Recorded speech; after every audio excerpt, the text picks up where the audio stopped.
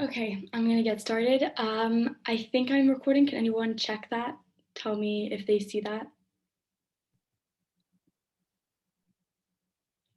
Okay, amazing. So I'll be giving the Econ 209 review session, as you guys can imagine. So basically, I really want to say that's one thing I know some of the professors have told me to clarify. I don't cover all the material in Econ 209. I mean, you guys study it for 4 months in class. I can't possibly cover it in 2 hours. So I will have focused on chapters 19 to 31 and also chosen some specific material I think might be helpful.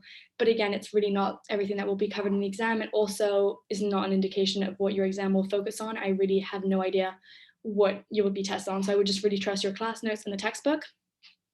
I also will not be covering chapters 33 and 34, but if you have questions like during the break, I'll have a break in the middle. Or if you have questions at the end, I can take those just because I didn't have enough time to do 33 and 34. 2 hours is quite short. And then obviously I said, if you have any questions, please feel free to interrupt. Although if questions are completely unrelated to what are in the slides, I'd rather you put in the chat or ask me after, just that way I don't slow down the session and we can try finish in 2 hours. So yeah, and also I tend to speak very fast. So if I am going too fast, please tell me and I will slow down. And if you have need any clarifications, I will go over whatever. So I'll start with chapter 19. So first, I'm just going to go over some like key definitions, variables that obviously you'll be seeing a lot. You saw a lot of in your class. So obviously national product, national income are big ones. We're just looking at what the nation basically produces in a year or a certain time period. Real national income is then basically measured in constant base period dollars. So basically you usually take a base period year, let's say 2000. And if we're looking at this year's national income, we use 2000 years to look at it. It basically means that we can compare against years. And it just basically means that when GDP changes from 2000 to 2001, it means if we look at real GDP, it's only changed because of quantity changes, not because of prices, because we've kept the prices constant. So basically gross domestic product is just a measure of national income. It's just basically looking at the value of goods and services produced in the country. Then we have employment, unemployment, and the labor force. The unemployment rate, very important as well. People unemployed aren't just people that aren't working. Unemployed people are people that are seeking work and want to be working but don't have a job. So that's a really important thing to distinguish as well. So on unemployment rate, we're just going to look at the number of people unemployed over the number of people in the labor force. Labor force is all the people of age to work. Basically, I don't know what the age is exactly. I think 15 to 65, something like that. And then times 100 because you want it as a percentage. And then potential GDP, that is something we'll see of a lot, is basically the GDP where you have full employment. Full employment, however, in economics terms, does not mean that every single person that's able and willing to work is working. You always have some sort of unemployment in the economy. So this is going to be frictional unemployment and structural unemployment. An example of frictional, for example, I always think it's helpful to have an example that we can always think about it. Frictional would be, for example, if you just graduate, you've just entered the labor force because before you were a student. So you often don't tend to get a job straight away. So you would be considered someone that's like frictionally unemployed. And then structural unemployment is a mismatch between jobs and workers. So for example, I always use, if for example, we make technology that can now, like a robot can now do the job of someone like that was doing this job before, that means that that person is now going to be unemployed, and that's because of technology, for example. So that would be the two unemployments that are in the full employment of like the economics term. So economic growth, obviously a huge one in this class. We have to distinguish between short-term economic growth and long-term. Basically, short-term is going to always be in fluctuations. So the business cycle, as I put on this graph here. So here I have the potential GDP. So that's GDP at full employment. And then our actual GDP is always going to fluctuate. It's going to go above or below the potential GDP. Here it's a recession because it's actually under the GDP we could have if we had full employment. So often we here have some unemployment. Not going to be frictional or structural. It's going to actually be often cyclical, and that's often because of lack of demand. So for example, during COVID-19, that was a huge thing. The US saw some of the biggest unemployment rates it's ever seen since the Great Depression. That's because of lack of demand, basically. So that's going to be a lot of cyclical unemployment you're going to see during recessions, and that's when you're under the potential GDP. And then here we have an output gap where we're above the potential GDP. So all these are output gaps if we're not on the actual potential GDP line. And so below is a recessionary gap, above is an inflationary gap. And so the output gap is always just the difference between our actual GDP and our potential GDP. So here it's a positive one, here it's a negative one. So recession versus inflationary gap. And then another just key term is productivity. So that's just the measure of output produced per unit of input. So if we're looking at labor, it's how much output can 1 unit of labor produce, which is always very important. More productive economies tend to grow faster. So then some more key terms I have is inflation, price level, and interest rates. So these are extremely important. Price level is basically just all the prices in the economy expressed as an index number. Inflation looks at if these prices increase, what is the rate at which they're increasing? And then CPI is actually a measure of inflation. So basically, the CPI is very important because it looks at a weighted basket of goods, and it basically tries to mimic the average household's consumption. And so basically, it looks at this weighted basket of goods from 1 year to the next, and looks at how much this basket costs, basically. So if it costs more 1 year than the other, inflation will have caused this increase in price. Then we have purchasing power, which is the amount of goods and services that can be purchased with 1 unit of money, often with $1. So the more goods and services you can purchase with $1, the higher purchasing power. So if the CPI, for example, is increased, there's inflation, your purchasing power will go down. Then lastly, the interest rate, that's just price paid per dollar borrowed. So basically, if I borrow $100 from the bank and there's a 10% interest rate, I will have to pay back 110. So that's just basically the cost of borrowing. And then we have the difference between nominal and real, like we saw in GDP. Nominal is just the price paid per dollar, but then the real one basically adjusts for inflation. So that you can compare different years without capturing the effect of inflation and that being misleading. Then lastly, we have exchange rates and trade flows. This pretty straightforward. Exchange rate is just the value of one currency in terms of another. Basically, how many dollars do I need to be able to buy 1 euro, for example? That would be your exchange rate. And then the forex exchange market, that's where different national currencies are traded. And that's how the exchange rate is basically established. Then appreciation and depreciation. Appreciation is basically when your currency is stronger than another or has appreciated. So it takes less of your currency units to buy another currency. Depreciation is the opposite. Your currency is now more valuable in terms of other currencies. And then lastly, net exports is just the difference between exports and imports. We'll see much more about that later. And that's basically often seen as the trade balance of a country.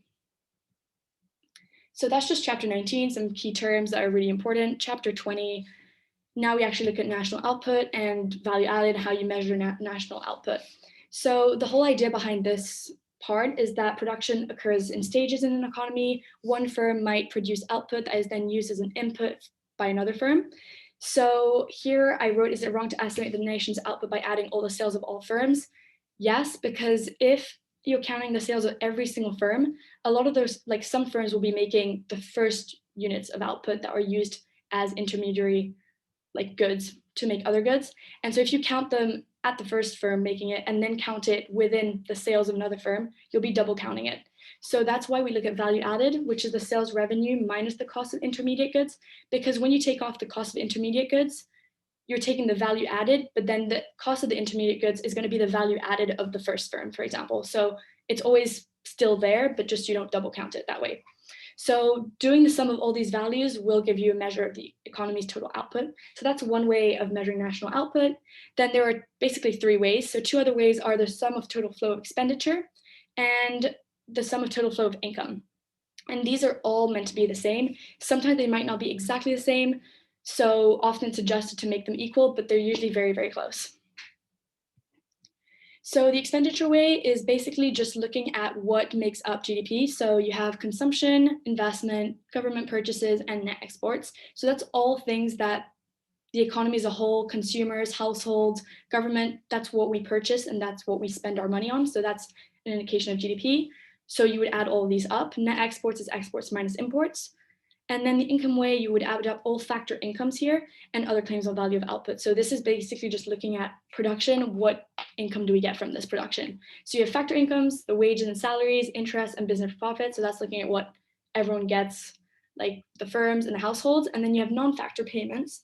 This you have to take away indirect taxes because, take away. This is government revenue, basically the taxes. So you're just looking, the income way just look at what everyone gets as income from national output. And so this is one way of adding up. to get GDP. So normally they would all give you the same thing. The value added, expenditure, and income will all give you the same GDP result normally. And then, as I mentioned before, real and nominal GDP. Here, GDP is valued at current prices. That's nominal GDP. Then GDP valued at base period prices is real GDP. So that's basically making sure you don't take into account inflation. You adjust for inflation. So here, this is how we have the GDP deflator, which is nominal GDP over real GDP times 100. And this also measures the average change in price. So it actually also is a measure of inflation. And it's a bit like CPI that way. So it measures inflation. So they're a bit different, but they both measure price level changes.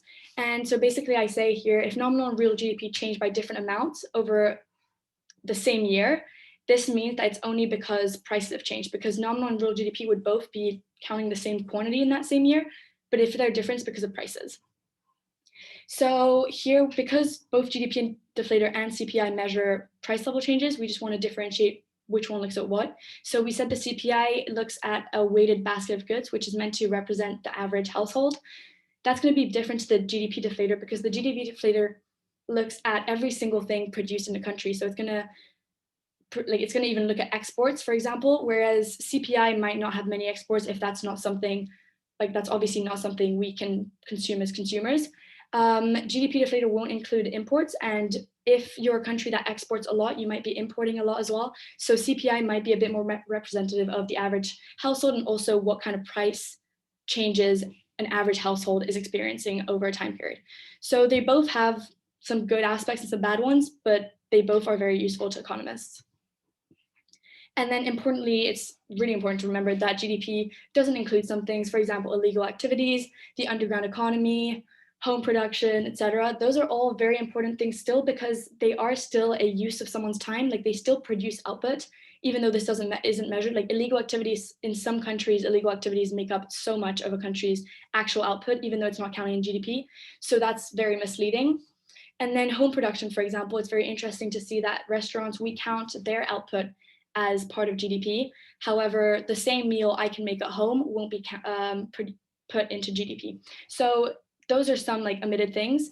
Even though it omits a lot of things, it would be difficult to correct for these.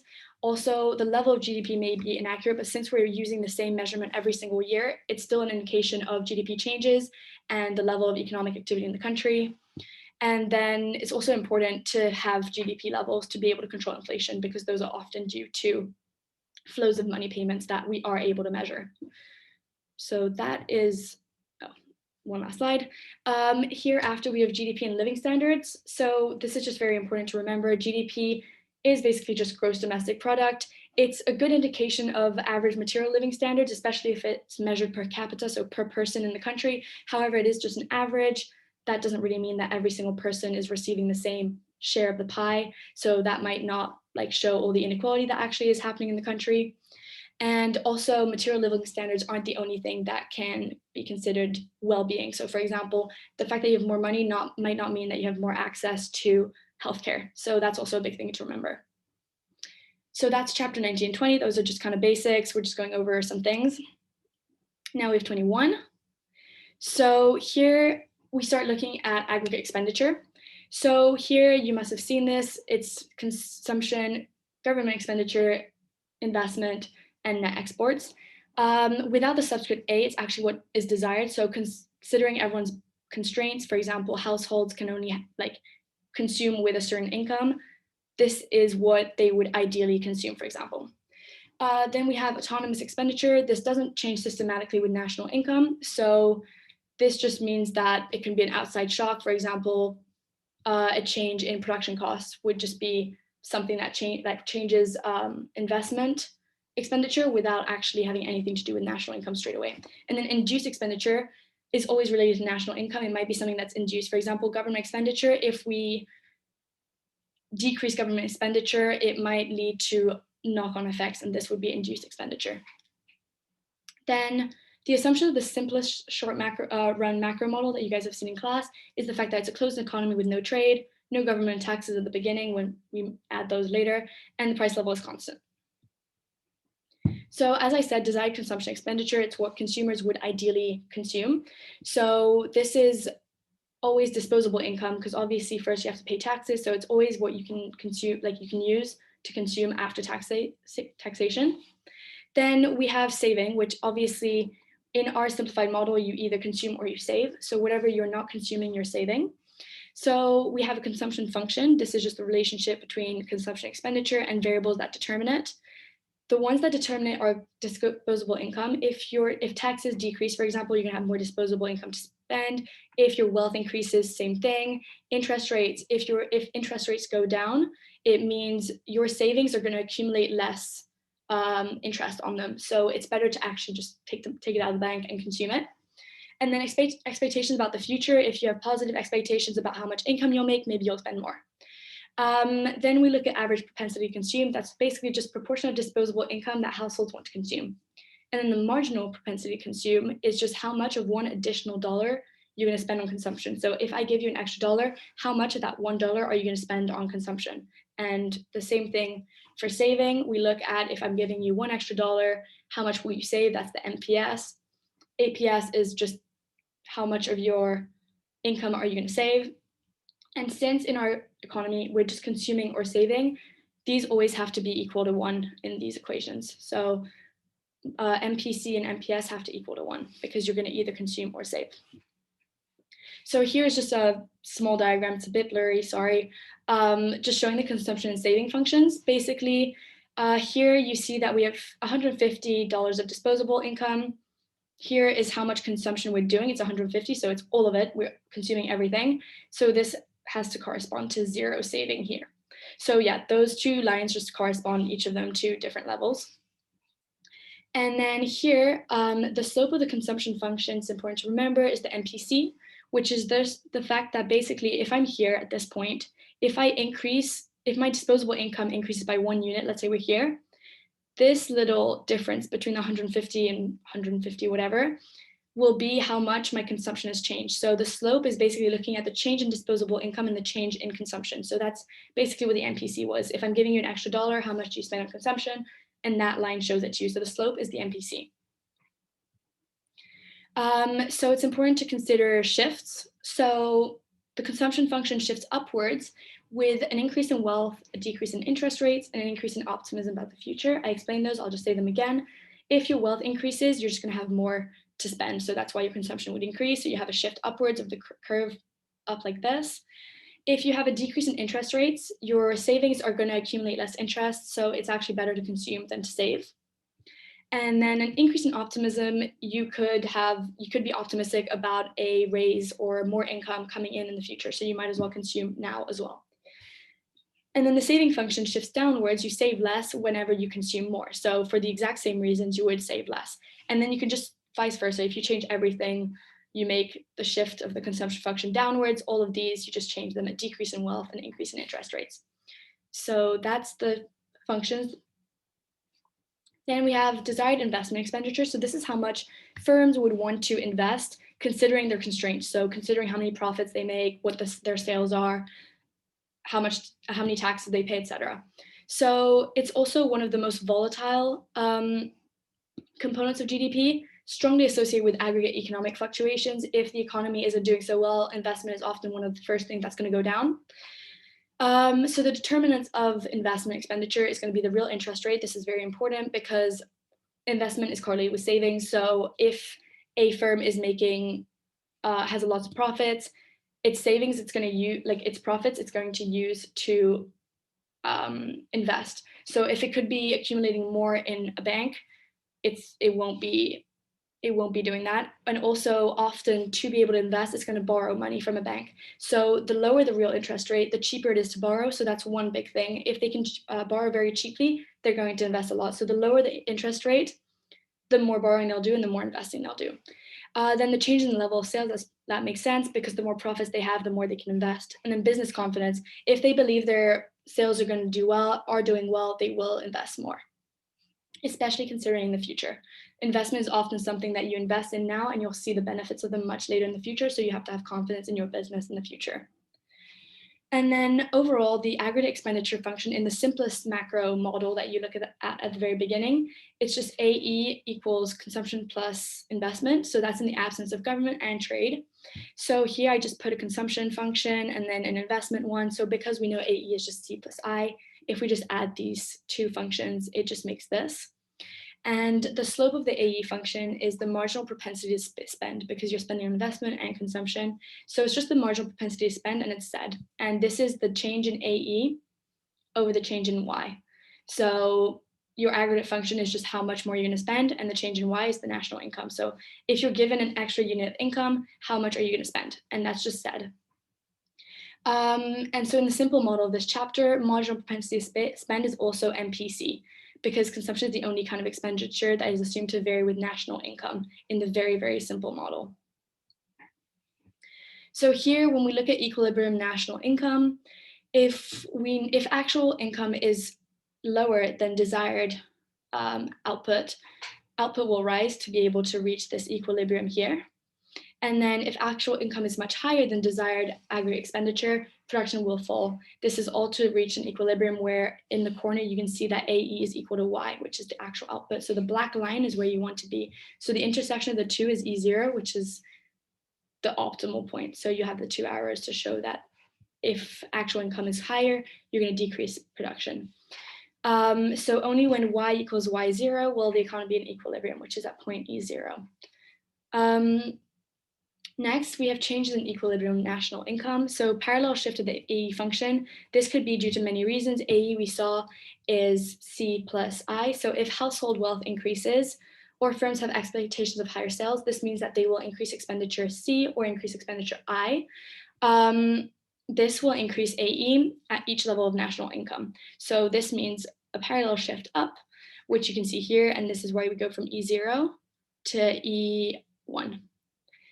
And then you can also have a change in the slope. So this is not a parallel shift, and this would be caused by a change in the marginal propensity to spend.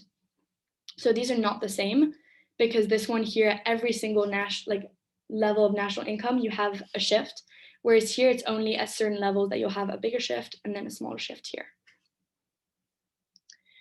And then one big thing in your class is the multiplier. Basically, the multiplier looks at how does the national income, equilibrium national income change after a change in aggregate expenditure. So basically here in this graph, we're going from E0 to E1. So we can see that there's a change in Y of this much, but we know that aggregate expenditure is only increased by this much. So the multiplier helps us know what this change in Y is. So basically, the simple multiplier is just going to be the ratio of the change in equilibrium national income to the change in autonomous expenditure. So it's going to be delta Y over delta A, which is often bigger than 1 in the simple macro model. Multiplier is greater than 1. Here, as you can see, the change in Y is much bigger than the change in A, so it's going to be greater than 1, the ratio. So the size of the simple multiplier depends on the slope of the AE, which is the marginal propensity to spend, which is Z. So the larger the Z, the steeper the AE function, the larger the simple multiplier. Here, it's very clear to see. If you have a horizontal AE, your simple multiplier is actually just 1, because it's like a triangle here. So you know that this is the same as this. So your change in aggregate expenditure is the same as your change in income. So your multiplier is 1. As it gets steeper, here you can see that change in Y is a bit bigger than change in A. And then here, finally, the steepest here, the change in Y is much, much bigger than the change in A. So you know that your multiplier is going to be quite large. Then we're on to chapter 22. And this is when the whole macro model becomes a bit more complete, because here we're introducing government and trade. So the government, here you have fiscal policy, which is one of the policies the government can use to achieve government incentives or just potential output.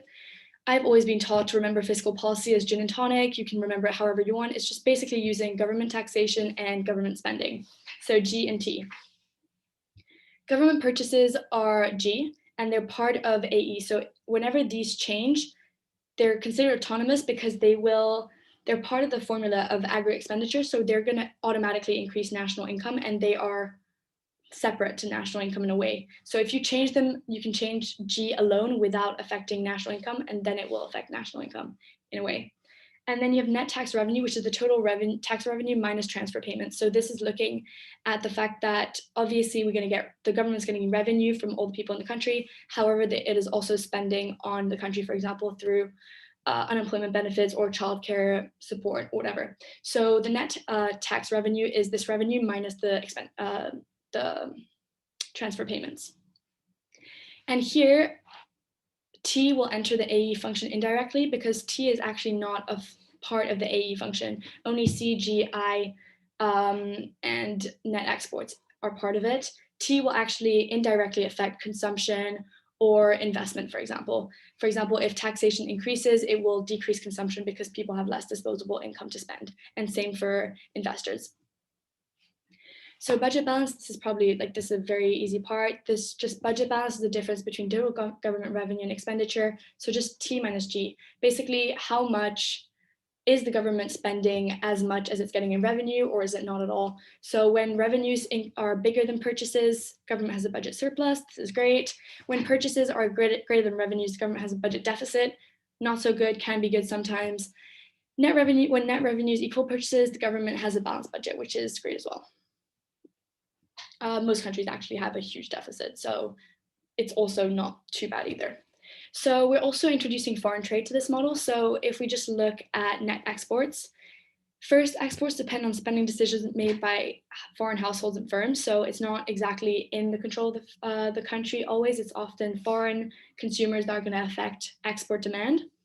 And then here we also have marginal propensity to import. So this is the same as like all the marginal propensity variables we saw. This is basically if national income increases by $1, how much is the country going to spend on imports? So the import curve is going to be M times Y. And then net exports is given by an X minus MY. So just the export function minus the import function. So in these two graphs, you can see the slope of the IM curve, so the import curve, is the marginal propensity to import. So it's like the consumption function curve. It's always the propensity is the slope, because when actual national income changes, for example, if the desired imports change, it's always going to be by the marginal propensity amount. And then the slope of the net export function is basically a mirror image of the import function, and then the slope of it is the negative of the marginal propensity to import. We're going to see why that's important later. So here, there are reasons why the net export function could shift. One of these is the change in foreign income. So the graph actually on the right is only with international relative prices, but we can use it to see the changes in foreign income. So basically, as I said, exports are often dependent on foreign people consuming them and them demanding them. So if an increase in foreign income happens, this will increase the quantity of Canadian goods demanded by foreign countries, for example. So as like the US gets richer, they might consume more Canadian goods. So this shifts the export function parallel up, because for every level actual national income, there's going to be an increase. So it's actually shifting from X apostrophe to X. So it's shifting up. And then here the graphs show the changes in international relative prices. So a rise in Canadian prices relative to other countries decreases Canadian exports because they've become more expensive. Imports as well become cheaper in Canada. Basically, if the price of Canadian goods have gone up, the imports are going to seem less expensive relatively to the Canadian goods.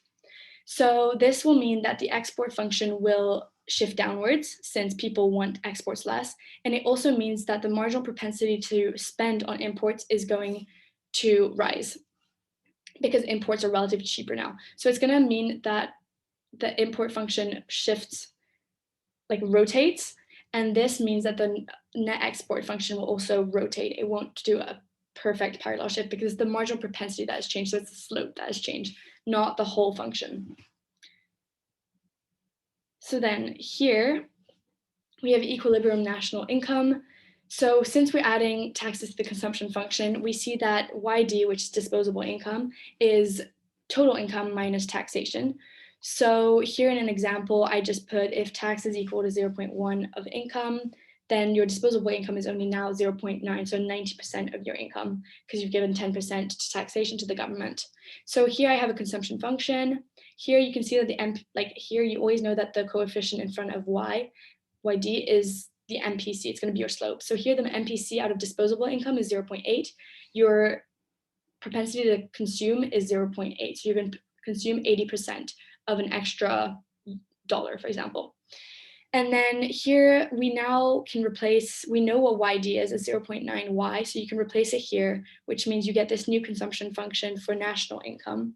So here the marginal propensity to consume out of national income is 0.72.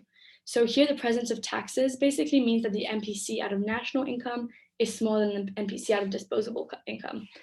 I recommend you guys read the textbook on this, it's much clearer. But yeah, lack of time, not very clear.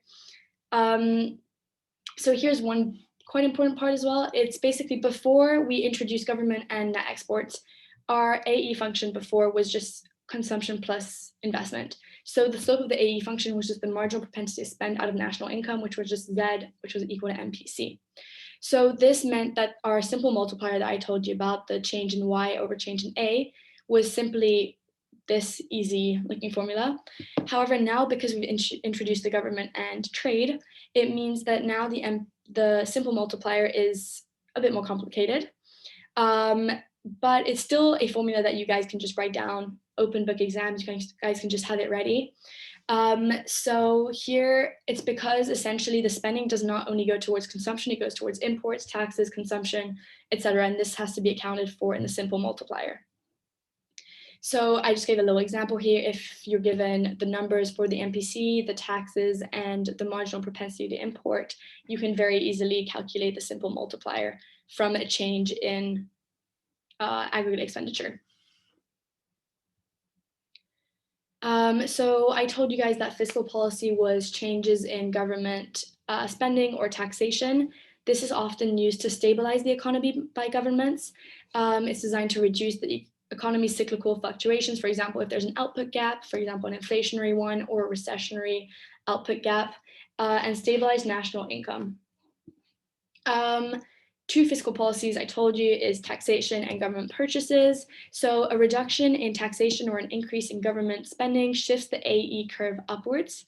It promotes more spending, so that's why the AE shifts upwards. This also sets in motion a multiplier process that tends to increase national income. For example, if we decrease taxation, this will have knock-on effects on investment expenditure and consumption expenditure, since both firms and households will have more disposable income to spend on the economy. So this is how you can see that the change here of AE, the little arrow, is smaller than the change in actual output we'll see from E0 to E1.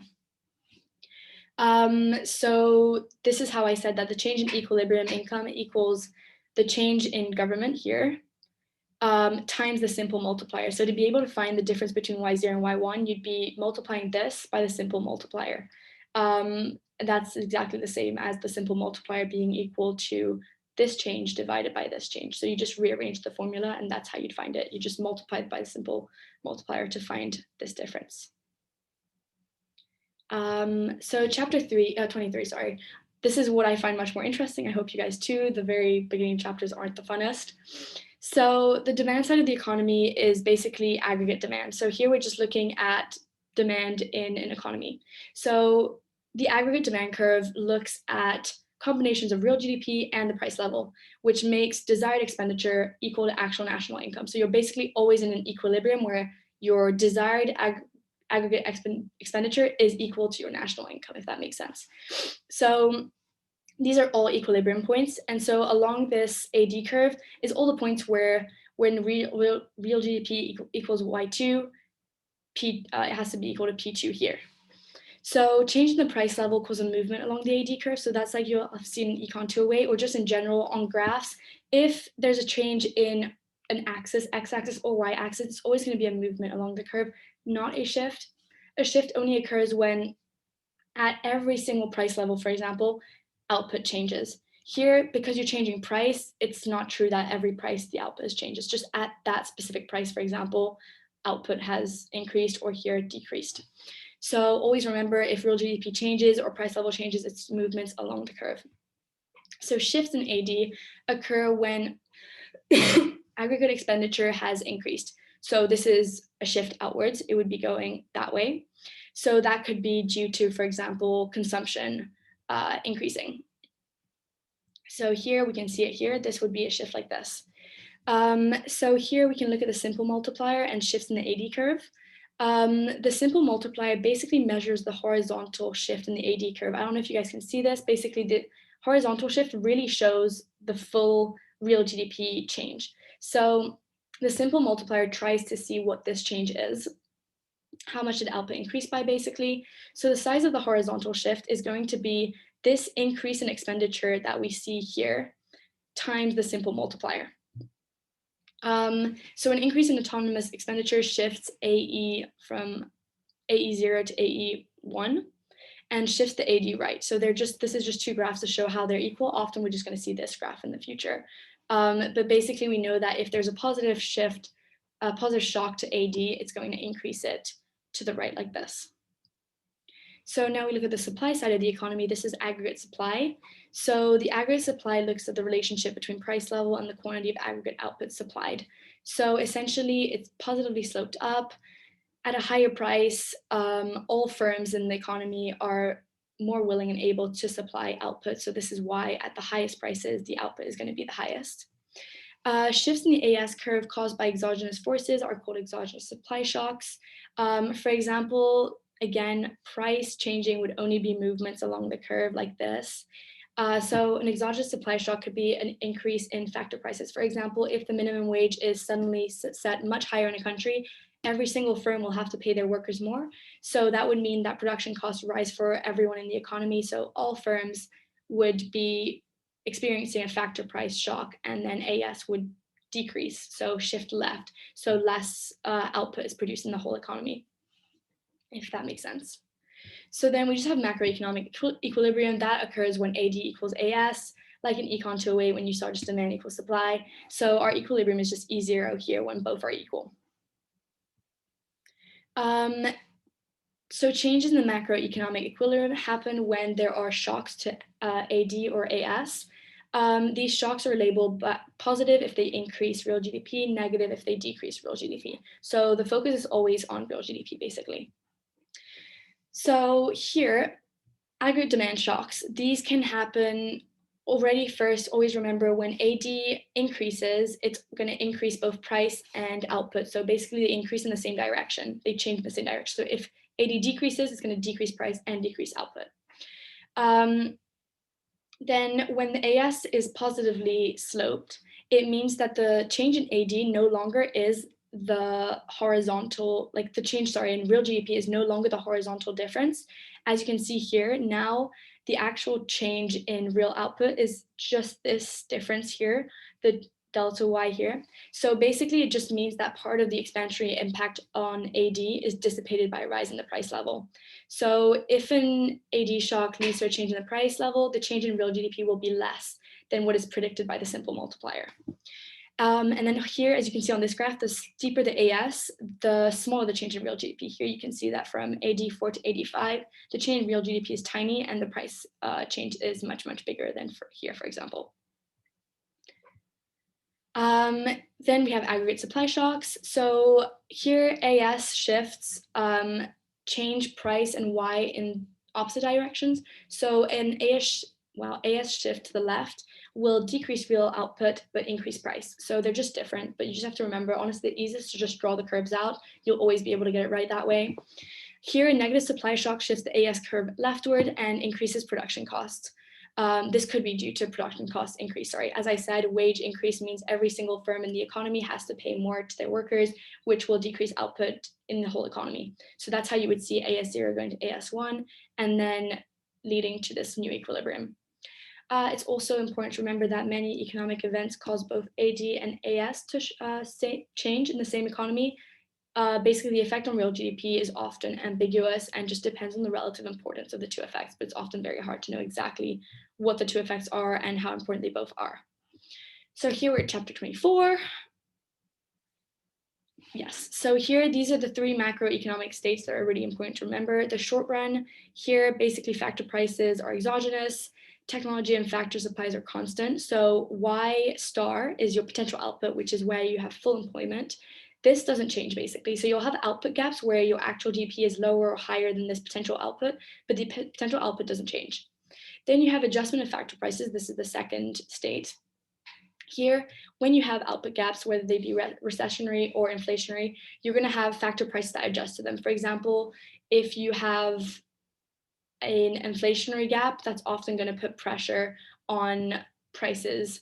So that's just how factor prices adjust. In the long run, you then have factor prices that fully adjusted to any output gap, and then you often have technology and factor supplies changing. This is actually what allows potential output to change. So if you saw an Econ 208 and even Econ 209, your PPV, if that shifts, it's often only due to technological change or like immigration. So it's basically if factor supplies change, for example, lots of immigration comes into the country, or if technology changes, that means you can change potential output. However, before this state, you cannot. So here, this goes through the adjustment process, so stage 2. Here we have two output gaps. So here you can see that potential output is here, and we are not a potential output. Here, potential output is there, and then we're not potential output either. So here we have a recessionary gap. This will tend to put in, a recessionary gap means there is an excess of supply of labor often, which will put a downward pressure on prices that will then go back down to AD, so that you come back to the output gap, the potential output, sorry.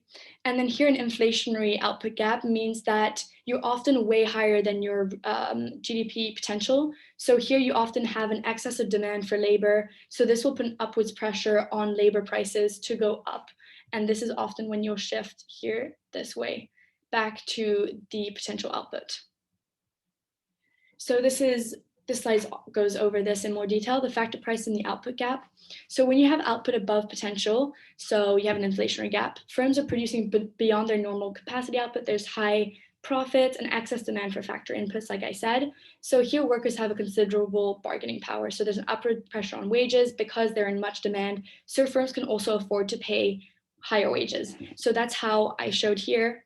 You'd often see price level in the whole economy go up so that you can get back to potential output. Then when you have output below the potential output, Y is smaller than Y star. This is a recessionary gap. So here firms are producing below their normal capacity output. There's low profits and excess supply of factor inputs. Firms will resist upward pressure on wages and may seek reduction in wages. So this depends. It's often a much slower process than when there's an inflationary gap, but wages may go down. So this is how wages change. There's often a downwards wage stickiness. Booms can cause wages to rise rapidly. However, recessions usually cause wages to fall slowly, which is often a problem. You can see in recessions for many years. The Phillips curve is a relationship between high unemployment and wages. So basically there's a negative relationship between unemployment and the rate of change in wages. Here we look at potential output, so Y star being an anchor. So following an AD or AS shock, the short-run equilibrium level of output may be different from potential output. So this is the output gaps. As you can see here, here's Y star in both. However, our equilibriums are changing. They go out so that we have an inflationary gap that opens, and here we have an inflationary gap that's removed.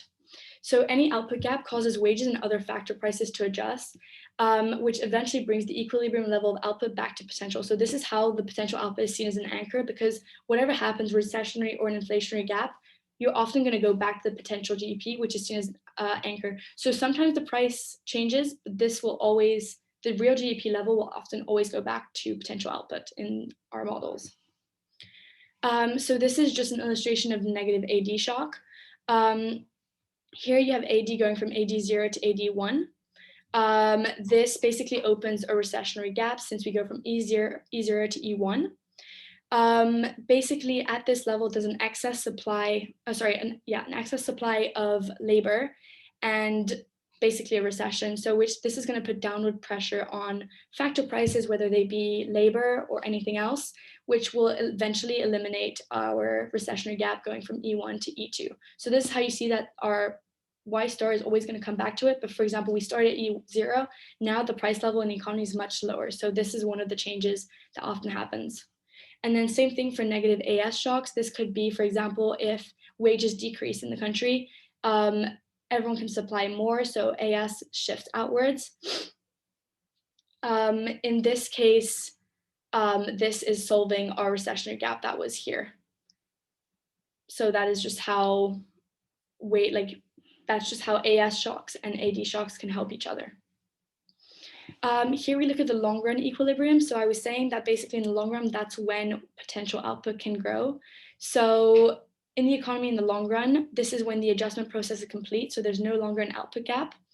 And the long run equilibrium can change because of technological change. For example, the PPB increases or immigration into the country. That's the only way you can actually realistically have a potential GDP change. So here you can see this, it goes from there to there.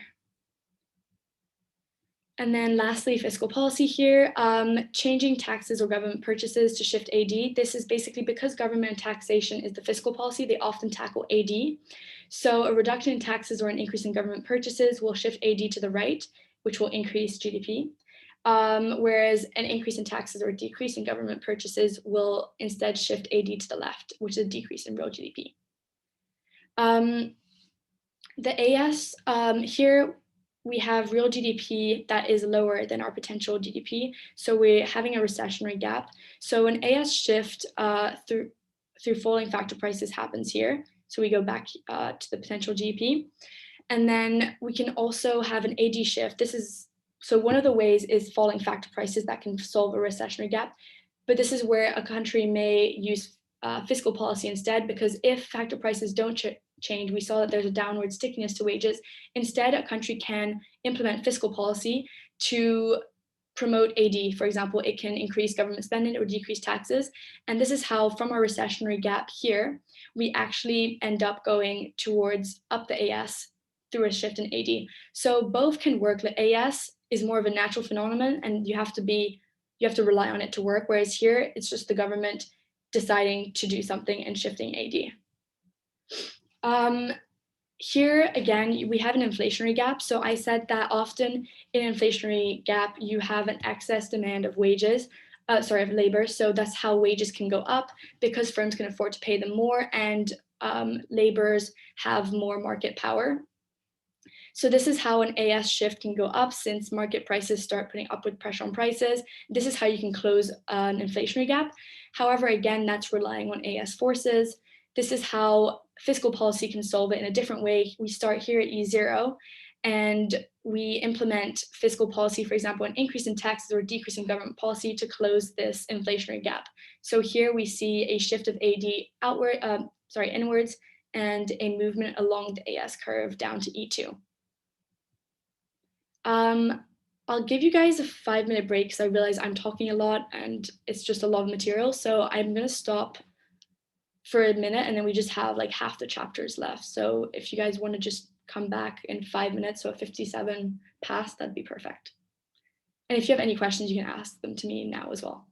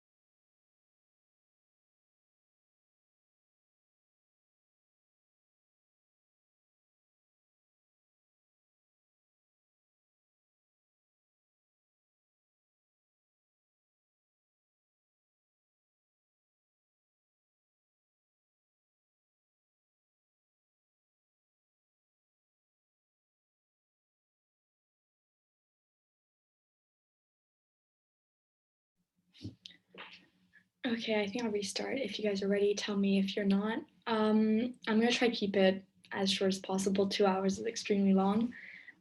So now for chapter 25. So there we're just looking at economic growth, benefits and costs of economic growth. So benefits in general, people talk about the rising average living standards. So it's a powerful mean of improving average and material living standards. When economic growth occurs, people have more income. So it also means that people can consume more. And this also changes the pattern of consumption, often going from more elaborate goods, for example. Benefits also poverty and inequality, and richer, often more income means more people are on an equal basis, have more access to goods and services. However, in richer countries, most aggregate income growth goes to top earners. This means income inequality has often risen as average per capita incomes have risen. A possible cost of economic growth, as well as foregone consumption. Basically, economic growth often looks towards the future, so you often invest for the future, you often save for the future, so that might mean that current consumption is sacrificed for future growth. Other social costs, a changing economy means that skills often need to change. For example, as more technology happens, it replaces workers, so that's an example of structural unemployment, for example. Overall, as well, growth is not sustainable. It also may not actually increase overall well-being. I talked about it already before. It means people may not have access to the resources they need. They might just have more money, but not necessarily more access. So economic growth, the four major determinants are growth in labor force, growth in human capital, and growth in physical capital and technological improvement. So labor force, if you just have more people there, you can grow. Human capital, if people become more productive, for example, if they're healthier, that will help economies grow. Physical capital, same. If you have more machinery, you can also grow. It's often much more productive than people, for example. And then technological improvement is one of the main reasons economic growth occurs. So in our simplest short run macro model, we saw that y was c plus I. In the short run, real GDP adjusts to determine the equilibrium, and then S is equal to I because whatever you're not consuming is your savings, and you often have your savings to be able to invest. And so in the long run, real GDP is the Y star, which is the potential output. So interest rate adjusts to determine this equilibrium. So this is why we look at investment, savings, and growth. So adding the government sector, this sector purchases goods and services, G, and then collects taxes, T. So real GDP, we want it to be potential GDP output, Y star. So private saving is going to be this Y star minus T minus C, because whatever you're not consuming is going to be savings, and then you also have to pay for taxes. So whatever is not going to tax consumption is your saving. And then public saving is equal to combined budget surpluses of government. So public saving is taxes minus government spending. So this, if you add the private saving and the public saving, by the way, public saving is because whatever you have in excess from tax revenue, you're not spending, like the government isn't spending, is going to be your public savings, whatever you're able to keep and be able to spend in future years. So national saving is adding the private saving and the public saving so that you have this. And this means that NS is equal to, oh, sorry, I put a plus, that's meant to be an equal, is Y star minus C minus G. So for a given level of real GDP in the long run, Y star, an increase in household consumption or government purchases reduces national saving. So that makes sense. If you're consuming more, you're saving less, and that's in like the nation as a whole. So here, this is where we would look at investment and saving in the long run. So basically, this is just plotting national saving with the interest, with investment. And you have the real interest rate and the quantity of investment and saving. So here you can see this is the equilibrium. So where like national saving is how much is equal to investment. So whatever we're saving, we're investing. That's when they're equal. Here, this is an excess supply because demand is here, supply is here. So an excess supply of saving drives real interest rate down. And then the opposite for excess demand. So excess demand for investment drives real interest rate up because many people are wanting to invest, wanting to borrow. This drives the interest rate up. So here, if we have an increase in the supply of saving, we're going to see that the interest rate goes down. And then same thing, well, opposite thing, an increase in demand for investment will increase real interest rate. So here we just talk about the neoclassical growth model. This is where the aggregate production function GDP is equal to FT, LKH. So these are all part of the function and determine GDP. So labor, physical capital, human capital, and then technology. And the function depends on the state of technology, basically. So it's an endogenous factor in here. The main assumption you must have seen in Econ 208 and obviously 209 is diminishing marginal return. So you can see this because as you increase, like as you put in more units of labor, units of output increase, but at a decreasing rate. So the difference from here to here is going to be bigger than the difference from here to here, for example. There's also constant returns to scale in the assumptions. So economic growth in the neoclassical model, basically this occurs with labor force growth. So increase in population, increased GDP. However, this will eventually lead to a decline in material living standards because this GDP, if the increase in GDP is not matched by the labor force growth, the per capita, if you divide GDP by the number of people in the labor force and in the population, it might decrease if the labor force growth is not bigger than the growth. If the GDP increase is not bigger than the labor force growth. Then you also have physical and human capital accumulation. These lead to improvements in material living standards. However, there's a diminishing marginal return. So you may be increasing this, however, improvements become smaller, as I said before. In the economic growth model, you also see that balanced growth with constant technology. If capital and labor grow at the same rate, GDP will increase. And then constant returns to scale mean there's no increase in per capita output. So GDP might be increasing as a whole, but when you divide it by the number of people in the country, the actual per capita output will not be increasing. There's constant returns to scale. So there's actually no increase in living standards. And then technological change is extremely important because this is the only way the actual long run growth can occur, basically. So new knowledge can contribute to growth of potential output. One of the big questions in economics is there a limit to growth? So resource exhaustion is a big thing that's happening at the moment. We're depleting many of the sources that we have, for example, fossil fuels being one of them. There's also environmental degradation, which may go beyond the point where we can actually continue growing. And so growth in general leads to many benefits, but needs to be sustainable in the future. So chapter 26, this is looking at the banking system, money, etc. So in the Canadian banking system, we have two types of institutions: the central bank, the Bank of Canada, and financial intermediaries. So central bank keeps the operation of monetary policy free from day-to-day political influence. It's meant to be a completely separate organism that can change monetary policy without being influenced by politicians. And then the central bank is also a banker to commercial banks. So it's also a banker to the federal government and regulator of money supply. And then the commercial banks are the financial intermediaries that just basically accept deposits of money and give loans to people or firms or whatever.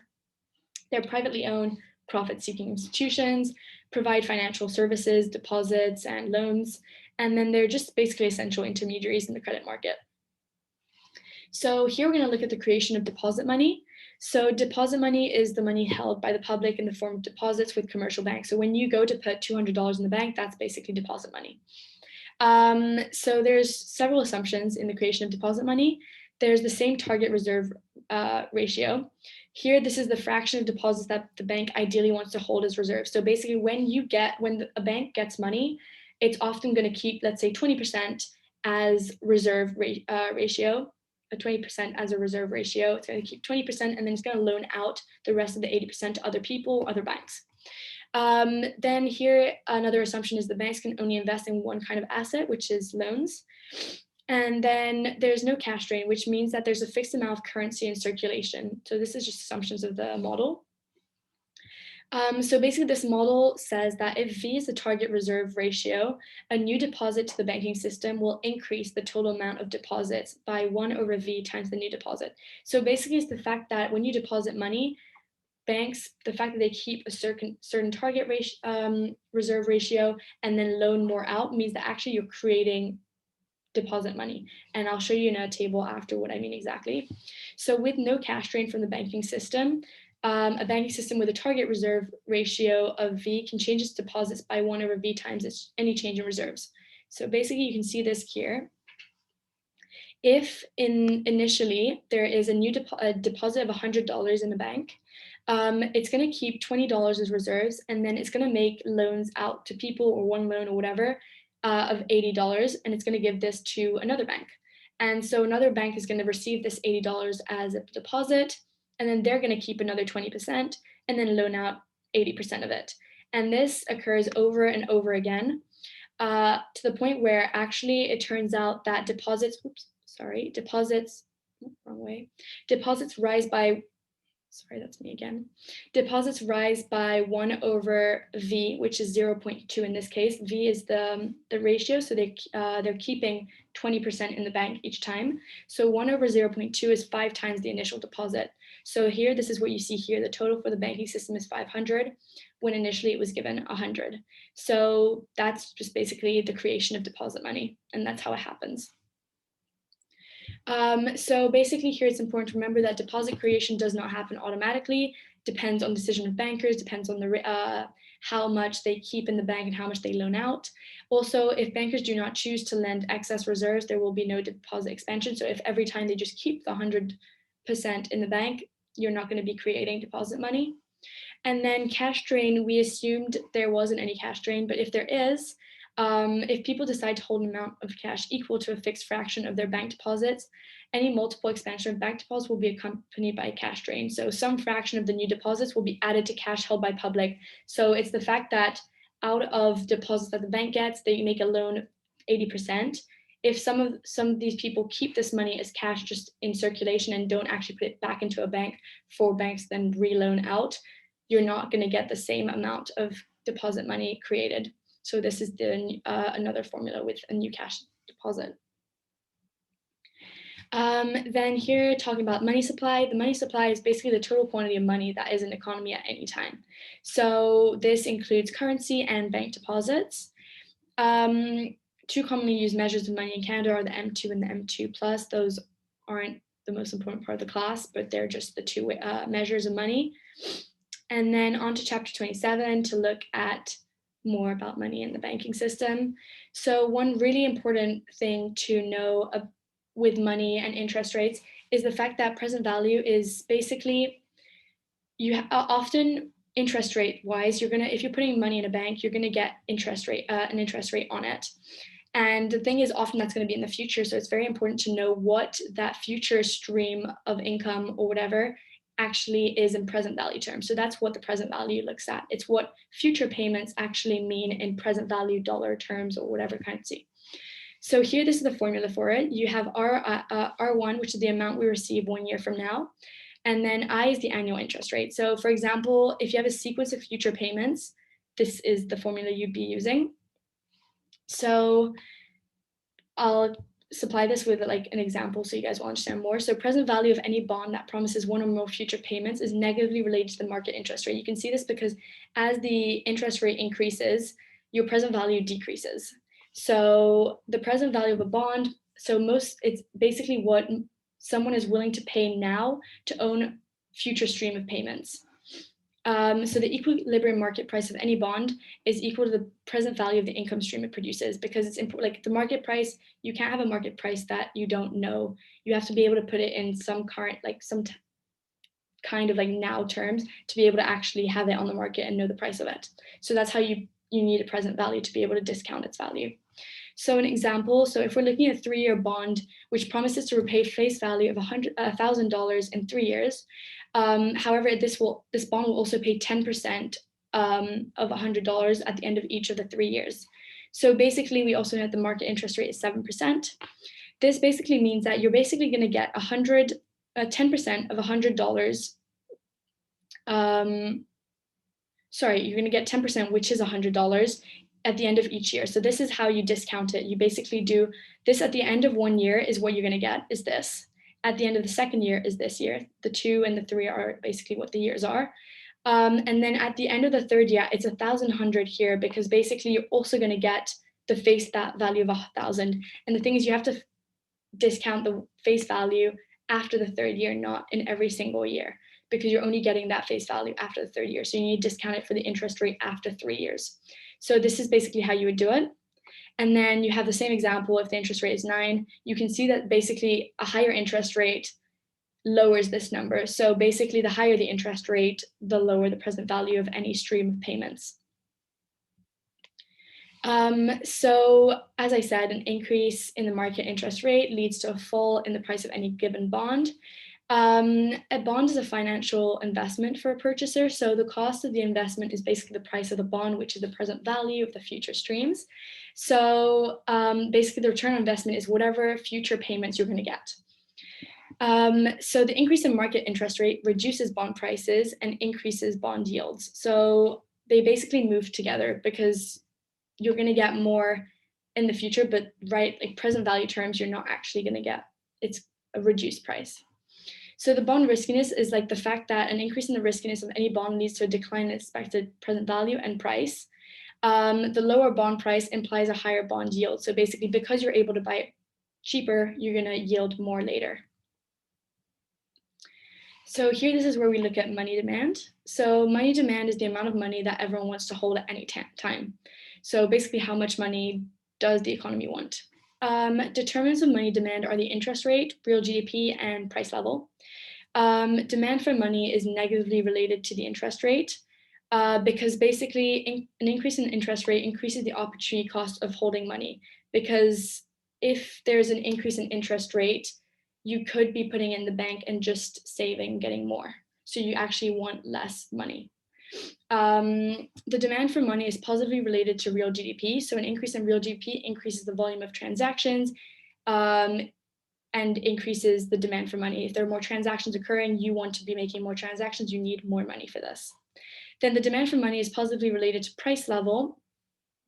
This is because if the price level increases in the economy, it means that you need more money to be purchasing the same amount you were purchasing before. So if you do want to be continuing the same amount of transactions, you're going to need more money for it. So here we look at monetary equilibrium. This is going to be where money supply is equal to money demand. So here we see that the graph is the quantity of money on the x-axis and the interest rate on the y-axis, and then MS and MD. So here our equilibrium rate is where the E is, where they both intersect. So then changes in demand and supply of money cause a change in the equilibrium interest rate, which is important. Changes in the equilibrium interest rate lead to a change in desired investment and consumption expenditure.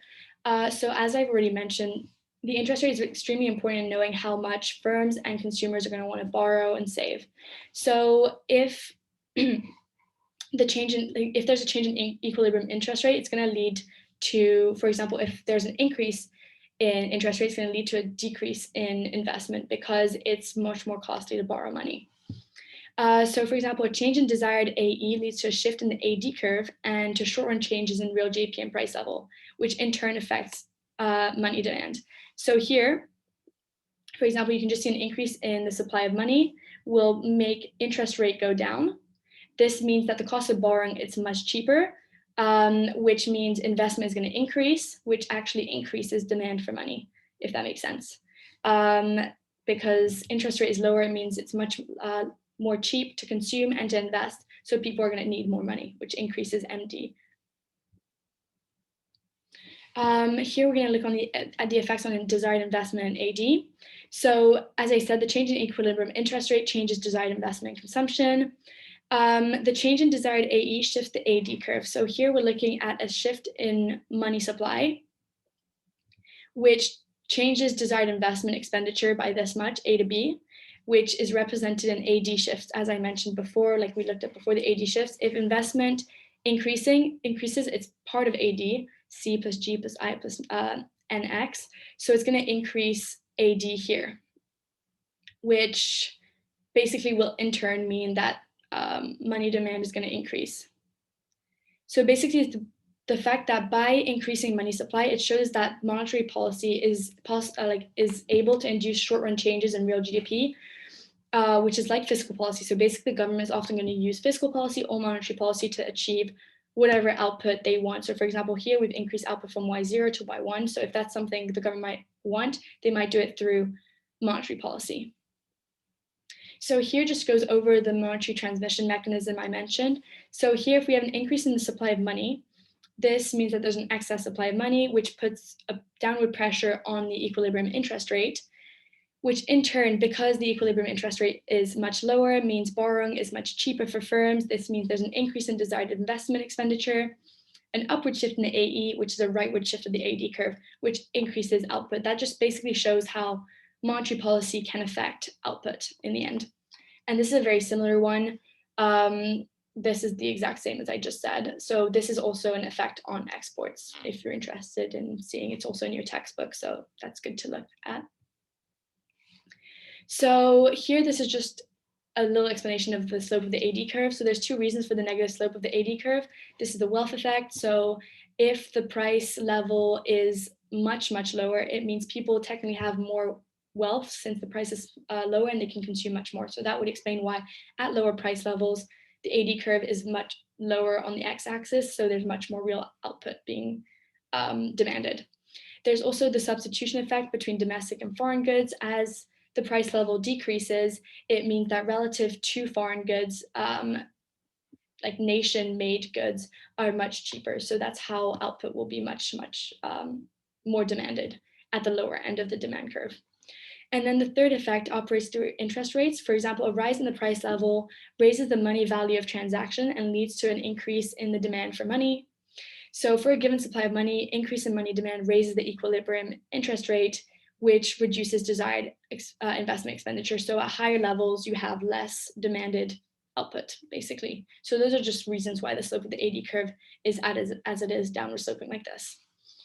So here, this just shows the strength of the monetary policy force. There's one key idea is the fact that there's long run money neutrality. So it's the fact that Y star is unaffected by changes in money supply in the long run. So here we're looking at the interest rate and the quantity of money. So here we see that MS shifts here to the right, which basically reduces interest rate. Here, as you can see, the MS going here is going to actually lead to a downwards movement here to this point, I'1.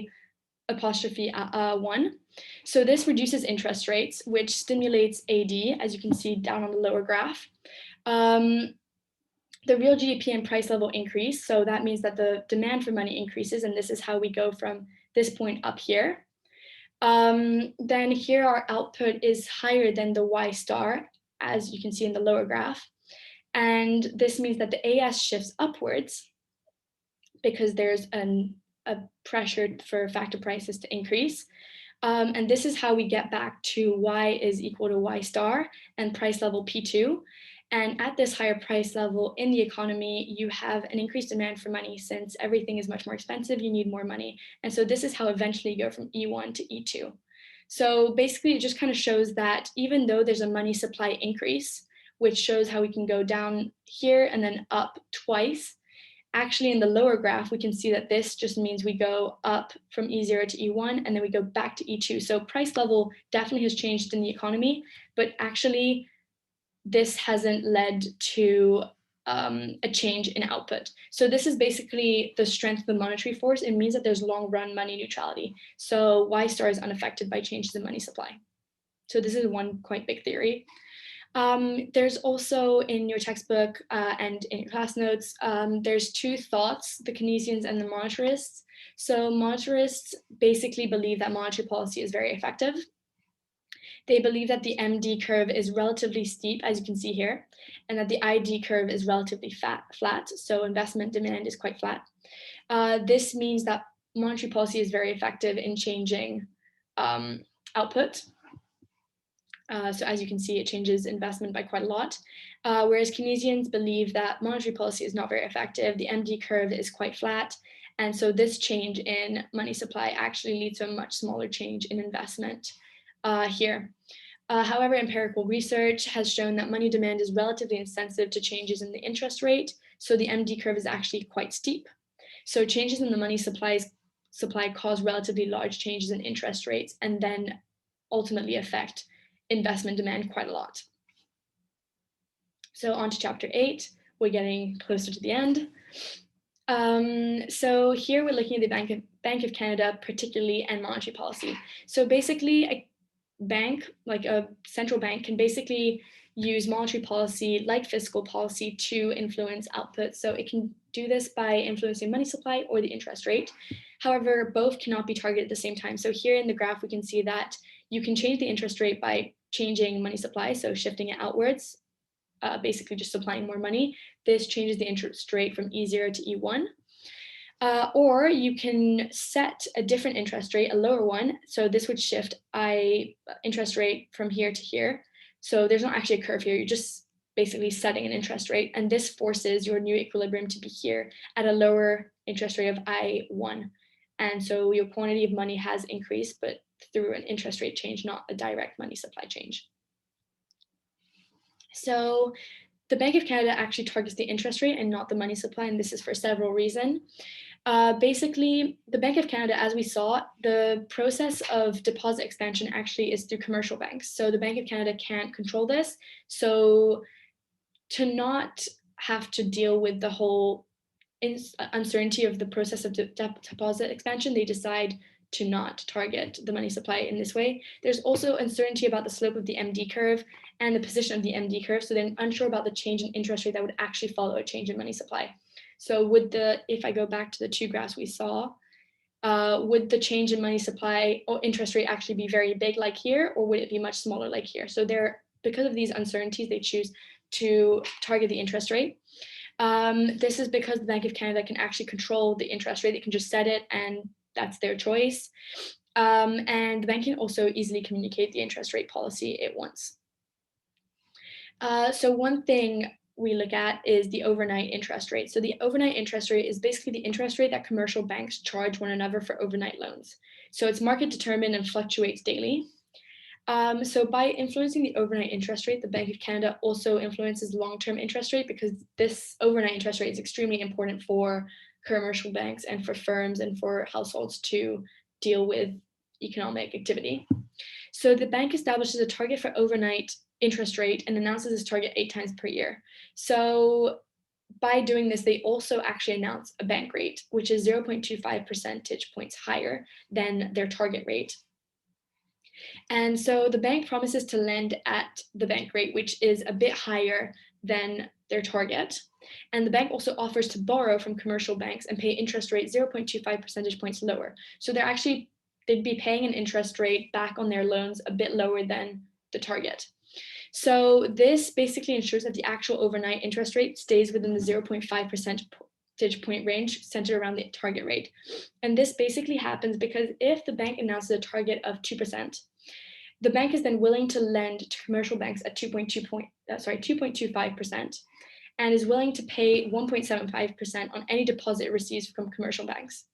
So this means that the actual overnight interest rate will be between 1.7 and 2.25, just because above 2.25, any borrower would rather borrow from the Bank of Canada than any other commercial bank that is using a higher interest rate, because if you're borrowing at a higher interest rate, it's more costly for you. So if any bank is willing to loan higher than 2.25, you'd rather go to the Bank of Canada. And then any lender would rather lend to the Bank of Canada at 1.75 than accept a lower rate from any commercial banker. So that's how basically the Bank of Canada tries to force the target at around 2%. So with this monetary policy, reducing the interest rate is seen as an expansionary monetary policy because it stimulates AD. By reducing the interest rate, it makes borrowing much cheaper. So it means that investment and consumption expenditure is stimulated. Then increasing the interest rate is seen as contractionary monetary policy. Basically, it leads to a contraction of AD because it means that borrowing is much more costly and saving is more worth it. So there's much less consumption from firms and households. So this is how you see it. They set their overnight target. The overnight rate and long-term market interest rates are determined. And this basically just means it will affect AD or AS, which ultimately affect output in the whole economy. Here we have everything about inflation targeting. So we need to target inflation because high inflation is costly. If prices keep increasing every single year, it just means people can't afford many basic necessities. So the monetary policy is often seen as a cause of sustained inflation. So often when monetary policy is used to expand output continually and to force rapid growth, it can often sustain inflation. So the adoption of inflation targeting is used by most countries, and it's often kept close to 2%. So persistent output gaps create pressure for the rate of inflation to change. So the Bank of Canada designs its policy to keep real GDP close to potential output. So you basically don't really want any kind of output gaps. So you try to keep inflation so that GDP is close to potential output. So inflation targeting is often a stabilizing policy. Positive shocks create inflationary gaps, which increase the rate of inflation. So this is often met with contractionary monetary policy, so that's how it's seen as stabilizing. And then on the other side, negative shocks create recessionary gaps. So this is met with expansionary monetary policy to be able to get it closer to potential output. There are certain complications with inflation and the measurement of it, because inflation is not only due to output gaps. So, for example, this could be due to, for example, if oil prices increase in the Middle East, this could lead to major inflation in the country, which is not actually at all in the hands of the central bank. So they can't really do much about it. There are also long and variable lags between when monetary policy is implemented and when it actually comes into effect. So change in expenditure, for example, take a while. So if there are interest rate changes, the time it takes for AD to actually change is often quite long, and the multiplier process takes time. So central banks often have to design policy quite in advance and dependent on what is expected, not already being observed. So it makes it very hard to stabilize the economy, and also monetary policy can actually have a destabilizing effect when the expected outcome is not the one that actually happens. So basically, the decisions regarding loosening or tightening of monetary policy often need to be forward-thinking and are often criticized because people can't often see the effect that it will have in the future, since you can often just see the observed. So on to chapter 29. Here we look at why wages change. So wages change often due to the output gap, as we've seen. So excess demand for labor during inflationary gaps put upward pressure on nominal wages because of an excess demand for labor. So all firms can often afford to pay higher wages. Excess supply of labor during recessionary gaps, on the other hand, put downward pressure on nominal wages. However, this is a slow adjustment and often doesn't take place as fast as the boom in wages when there's an inflationary gap. So when there's no inflationary gap or recessionary gap, no output gap at all, often there is no pressure on nominal wages. They often stay quite constant.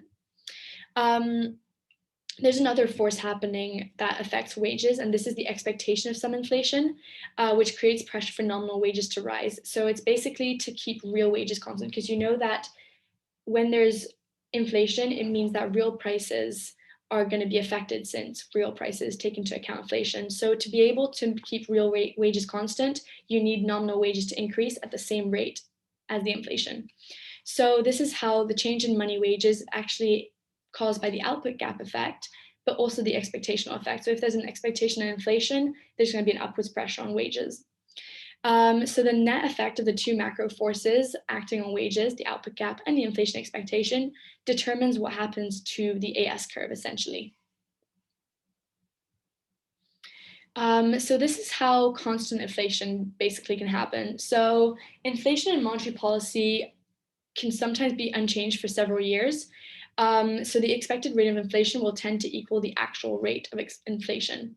So basically here, in the absence of supply shocks, if expected inflation equals actual inflation, the real GDP must be equal to potential GDP, just because it just keeps going up like this. So constant inflation with y equals y star occurs when the rate of monetary expansion, the rate of wage increase, and the expected rate of inflation are all consistent with the actual inflation rate. So that basically happens because the monetary expansion is leading to increases in AD. So you'd be going from this point here to here, here along the AS. And then the thing is, this is met with an upwards pressure in wages, as we saw, which is exactly equal to the rate of monetary expansion, and the rate of wage increase, the rate of monetary expansion, and the rate of inflation are all the same. So that in the end, you end up going up here at the exact same change in AD as AS. And this just keeps happening so that you can actually have a constant rate of inflation, which can be quite dangerous because this just means that monetary policy is the one that's like forcing the inflation to keep happening. So everything just happens at a uniform rate, essentially. So there's no output gap. The output gap gets closed each time and just keeps causing inflation. And so here, demand shocks and policy responses. When this happens, demand inflation is basically inflation due to an inflationary output gap, so a positive AD shock. So you can see this happening here. So 1 to this point here. And so basically, if a demand shock is not validated by monetary policy or other policy, it produces temporary inflation. And the thing is, sometimes monetary validation of a positive demand shock can cause AD curves to shift more. So for example, if the central bank is very happy with the increase in output, it might pursue policy that actually increases the AD constantly. So you actually end up having an AD shift first that puts upwards pressure on prices. So you go up here, and but then you have monetary policy that actually increases AD further. So again, you have the same process of zigzags where you keep just going up, up, up. And this just means that you also have constant inflation where actually expansionary monetary policy is the reason for it. So the constant continued validation of this demand shock creates sustained inflation. So this is very important when considering monetary policy. Here, supply shock can cause inflation. So supply inflation is basically arising from a negative AS shock. Here, you'd be going from E0 to E1. It's not the result of excess demand in domestic markets for factor prices. It's often due to an external thing, for example, a rise in production costs. Here, if there's no monetary validation, the reduction in wages and other factor prices shifts AS curve slowly back to AS 0.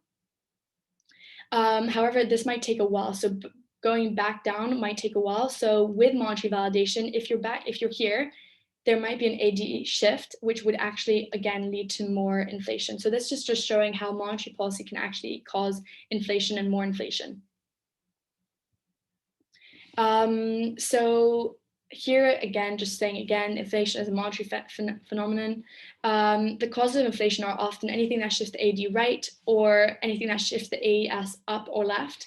So price level increases will eventually stop because market forces will lead to less inflation. However, often sustained inflation is due to monetary policy, so them actually reinforcing the original effect.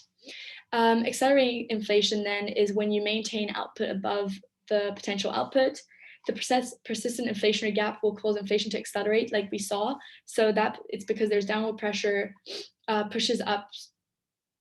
demand pressure pushes up the wages, and then the AS shifts because wages increase.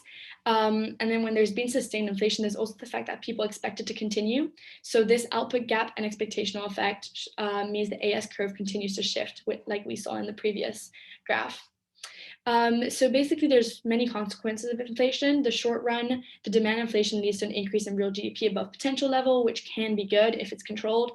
Supply inflation leads to a decrease in real GDP, which on the other hand is not good because you have an increase in price level, but you're not even met with at least increasing output. And then in the long run, when all cost prices adjust and GDP returns to potential level, you only have a price level change, which isn't great either because you were better off in the first place when you didn't have inflation and you had the same level of GDP. So to reduce inflation, you can basically follow disinflation, which is reducing the rate of inflation. So first you have to remove the monetary validation. So the thing that's actually promoting the increase of the prices constantly. So when curves reach AS1 and AD1, the central bank, so basically this is when you have an inflationary gap already. So this is where you want to start stopping the inflation. So when you're at this point, the central bank has to adopt tight monetary policy, which could be halting the growth of money supply, for example. This then means that the AD curve is stabilized at AD1, like in the graph. And then the output gap and inflation expectations increases the wages upwards this way because there's an excess of demand. So labor has more not market power, but bargaining power and can increase their wages, and firms are also more willing to pay higher wages. So then you have the AS that shifts to AS2. And then the second step is actually stagflation. Expectations and wage momentum often lead to stagflation, where you actually go into a recessionary output gap, where you have falling output and continuing inflation. And this is the driving force here is actually the AS curve. So inflation expectations means that people keep expecting inflation, so the wages continue to rise as they want their real wages to stay constant. So you have this recessionary gap that's actually growing. But then recovery is when here the central bank can either increase the money supply sufficiently to shift AD back to AD2 from E3 to E4, or you can wait for the natural forces to happen where wages fall slowly and AS returns to AS2 here. So this is basically just how you can get over inflation and control it, basically. So here we're on chapter 30. When we look at the labor market, in the long run, increases in labor force are more or less matched by increases in employment. You often have full employment in the long run. However, in the short run, unemployment rate fluctuates a lot because there are changes in the labor force, and these are not really matched by changes in employment perfectly. So causes for the change in labor force could be a rising population, especially if you have a baby boom and then 15 years later, that's when you'll have a big increase in labor force. You could also have increased labor force participation by various groups. For example, women, if they're given more rights, they might be able to join the labor force more. And also net immigration is a big one. If you have people coming from a different country into your nation, that increases your labor force. So the amount of activity in the labor market is much better reflected by the flows into and out of unemployment than the actual unemployment rate. The unemployment rate sometimes isn't very accurate. There are measurement problems. Often like the data understates the full effects of recessions on unemployment, and it doesn't include discouraged workers because unemployment actually is really just measuring the people that are willing and able to work that just don't have a job. So that just doesn't count people that are discouraged that were looking for jobs and that just stopped looking. Or even it doesn't count people that are actually working a job that is paying much less than they would normally be getting if with their qualifications. So the consequence of unemployment is lost output because every unemployed person is willing and able to work but cannot find employment. So that's basically output lost. And then there's also personal costs because the more you are unemployed, the more discouraged you'll get. There might be social unrest and lower living standards in general because you had an income before and now you don't anymore. So there are two theories really for unemployment. The market clearing theory is the fact that here you have real GDP that's equal to potential output. And this basically means that you have full employment, which is basically only unemployment is frictional and structural, as we mentioned before. And so the unemployment rate is the non-accelerating inflation rate of unemployment. Then cyclical unemployment is not here because here you would only have frictional and structural, but cyclical unemployment is unemployment not due to structural frictional factors, which is often output gap. So this would not be the case in the market clearing theory. So fluctuations in employment and real wages occur if there are different changes in technology. So for example, if there is now more technology that might make labor more productive since they are able to make more output per person now. And also changes in willingness of individuals to work will change the supply of labor. Since if people now decide they want to work, there'll be more people in the labor force and people that are wanting to work. So assumptions in the market clearing theory are the fact that real wages always adjust to clear the labor market, and there's no involuntary unemployment. So there's no person that is not voluntary unemployed. So basically this is the whole idea that you have demand for labor and then supply of labor. And if you have an increase in demand or a decrease in demand for labor, this is going to be met with a change in the real wage rate to make sure that there's always a market clearing and an equilibrium. And so here the same thing for supply shifts. If there's a supply shift inwards or outwards, this is also met with real wage rate changes so that there is always a market clearing point. On the other hand, there's non-market clearing theories where basically the wage rate doesn't change perfectly or change enough to equate quantity demanded and quantity supplied. So here it basically acknowledges the fact that unemployment may occur in slumps and labor shortages might happen in booms. Like it's not perfectly regular like market clearing here. So here the idea is that wages don't quickly adjust to eliminate involuntary employment because there might be long-term employment relationships. So people are actually keeping certain people on in their team just because they've been there for a long time. There are menu costs, there are efficiency wages, and then there's also union bargaining. For example, union bargaining is the fact that unions will often want minimum wages to stay nice and high, and which will actually stop a lot of people from getting into the sector because firms don't want to hire more people because they're already paying much higher wage than they should be to their workers. So here, the NAIRU includes frictional unemployment and structural unemployment, as we saw. It will change because of demographic change. So if there's a greater labor force participation by groups with high unemployment rates, this increases the NAIRU.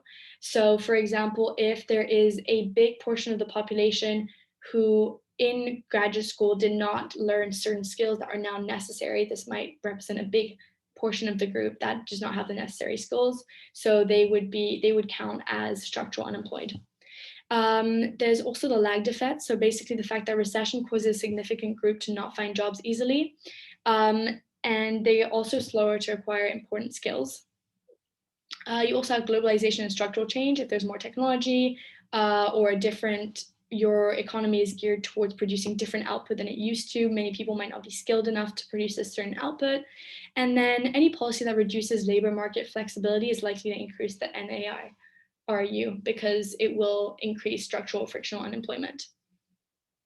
So reducing unemployment is quite hard, but cyclical unemployment is often solved by reducing output gaps, basically, because cyclical unemployment happens in recessionary gaps. So fiscal monetary policy to increase GDP to its potential level will help avoid cyclical unemployment. Frictional unemployment is quite inevitable because it just happens when people change jobs.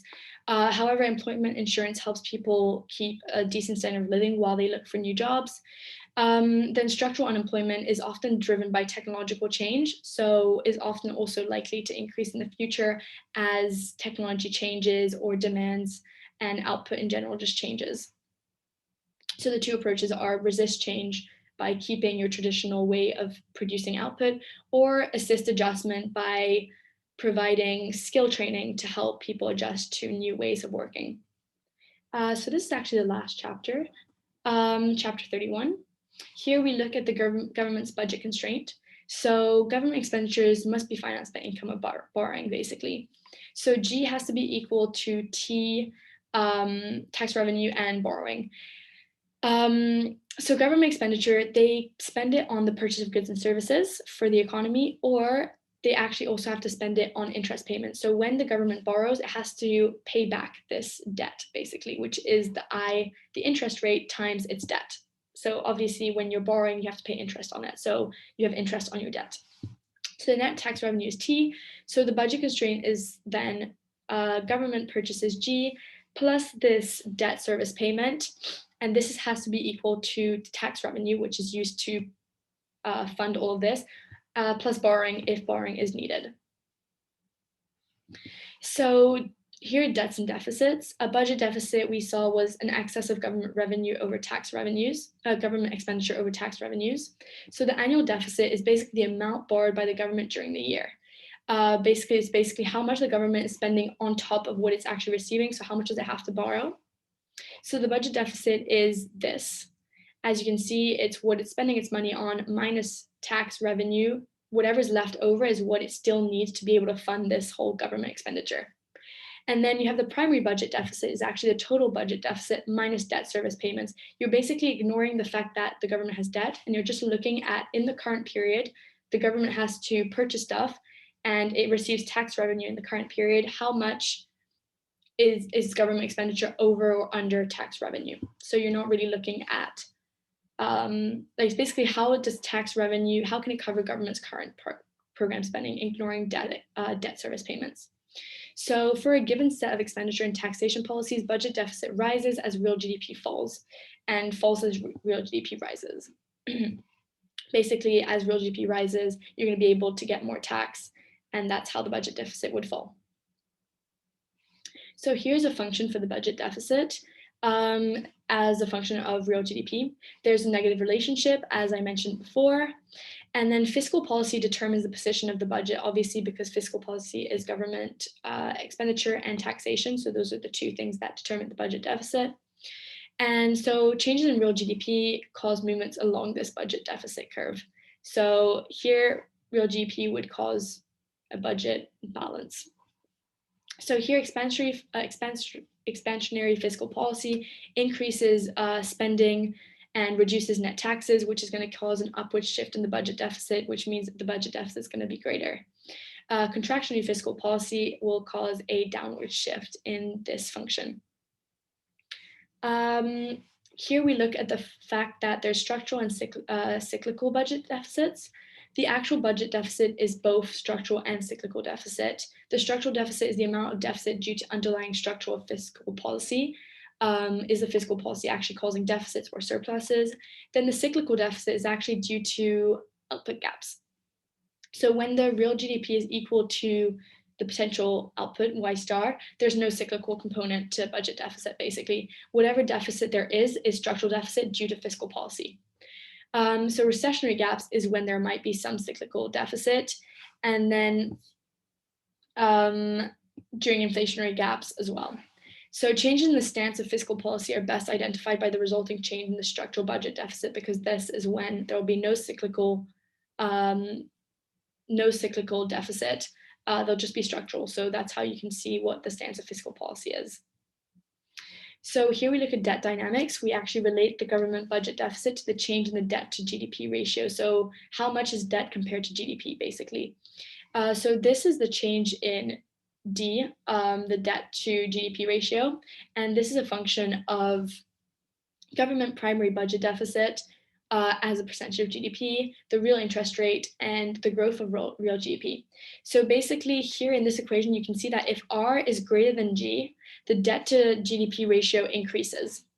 So debt basically accumulates faster than GDP grows, which makes sense. And then if the government has a primary budget deficit, the debt to GDP ratio increases because the government is incurring new debt to finance its program spending. And then if R equals G, the reductions in debt to GDP ratio require the government to run primary budget surpluses. That's the only way they're going to be able to fund their debt to GDP ratio. So here, basically, this is just an example, but in your exams, if you're just given numbers, you can easily just plug them in to your equation. So here you're given the federal debt to GDP ratio, 29%. Remember, this is in percentage. For the equation, you're going to have to divide it by 100 to put into the equation. This is the same case for every single percentage you see.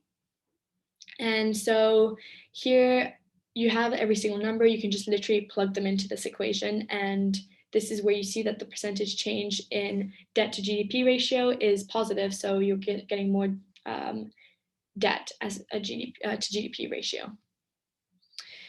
So the last thing we're looking at is crowding out. So basically, government budget deficits may crowd out private sector activity and reduce economies' long-run growth. So basically, a government runs a budget deficit when borrowing. So when it's borrowing, that's when it's going to have a budget deficit. So an increase in the government's budget deficit leads to a reduction in national saving. And this reduction in national saving increases the real interest rate, as we saw, and reduces investment. So basically, the long-run effect is the fact that as the reduction in national saving increases, this drives up the interest rate, which actually means that private investment decreases. And that's how the government and its saving and its budget deficits can actually affect the economy quite a lot overall. Then we also have the effect on exports. So as real interest rates rise, foreigners are attracted to higher yield Canadian assets because they're going to get a higher yield on the capital than in their home country. So foreign capital flows into Canada. This means that Canadian currency is needed because to be able to buy capital in a country, you need that country's currency. So there's an increase in demand for the Canadian dollar. This means that the Canadian dollar appreciates. This means that there's a reduction in Canadian exports as these become more expensive, relative to other countries. And there's also an increase in imports since imports are relatively cheaper now. So this actually means that net exports will fall, and this crowds out net exports. So basically, this just shows that government budget deficits can be bad in this way, but they can also be good sometimes, depending on the scenarios. But in this scenario, they'd be quite bad because they crowd out private investment and exports. So that's the end of my presentation. I hope it helped. I realize it was very long. It's also very condensed. The Econ 209 course is extremely dense, especially this semester. You guys covered many chapters. So if you guys have any questions, I can stop recording and you guys can ask them to me, or otherwise, honestly, just good luck on your finals. And if you have any questions, you can also email me or text ESA and they will also refer you back to me as well.